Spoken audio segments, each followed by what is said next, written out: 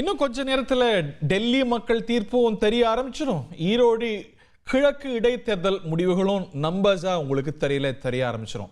ஆனால் இப்போ நம்ம நம்பர்ஸ் பார்க்க போகிறோம். நம்ம பார்க்கறது எக்ஸிட் போல் முடிவுகள். டெல்லியில் வெல்ல போவது யார் அப்படின்னு ஏகப்பட்ட எக்ஸிட் போல் நடந்திருக்கு.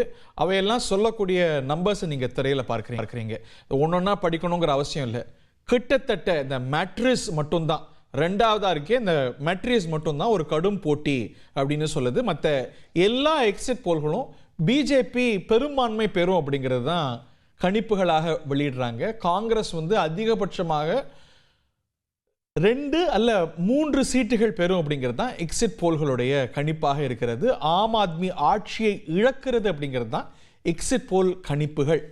நம்முடைய திரு ஸ்ரீகாந்த் கருணேஷ் அவர்கள் இணைகிறார். கோவாவிலிருந்து இணைகிறார், தொலைபேசி வாயிலாக இணைகிறார்.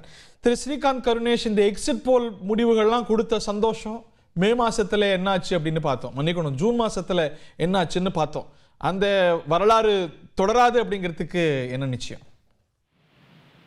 அதாவது எக்ஸிட் போல் முடிவுகள் நமக்கு சில புள்ளிகளை கண்டிப்பாக காட்டும். நான் நீங்க சொன்ன கருத்தை முழுமையா ஏத்துக்கிறேன். ஏன்னா கடந்த 5 மாநில தேர்தல் ஆகட்டும், அதற்கு பின்னர் நடைபெற்ற ஹரியானா, மகாராஷ்டிரா போன்ற தேர்தல் ஆகட்டும், அது எல்லா இடத்துலையுமே தேர்தல் கருத்து கணிப்பு எல்லாத்தையும் மாற்றி அமைத்து நாங்க மிகப்பெரிய வெற்றிகளை பதிவு செய்த முன்னுதாரணங்கள் இருப்பதால மாற்று கருத்து இல்லை. பட் இருந்தாலும் இந்த முறை ரொம்ப தெளிவான முடிவு, நமக்கு கருத்து கணிப்புக்கே அவசியம் இல்லாத அளவுக்கு எங்க தேர்தல் களத்திலேயே இது மிக தெளிவாக தெரிந்தது.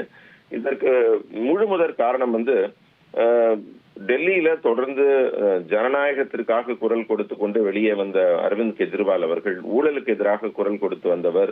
அவர் முற்றிலும் தன்னுடைய நிலைப்பாட்டை மாற்றி அவர் பெரிய ஊழல்வாதியாகவும் ஜனநாயக விரோதியாகவும் அவர் தானே அடையாளப்படுத்திக் கொண்டு விட்டார். மக்களுக்கு இது மிகப்பெரிய அதிர்ச்சியாக இருந்தது.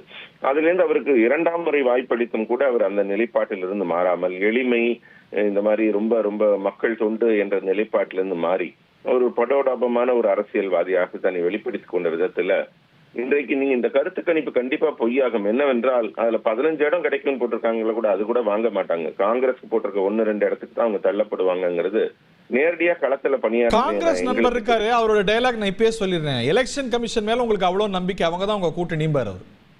இல்ல, எப்பவுமே தோத்து போனவங்களுக்கு ஏதாவது ஒரு காரணம் வேணுங்க. ஏன்னா மீசையில மண்ணோட்டலன்னு சொல்லித்தான் ஆகணும். அவங்க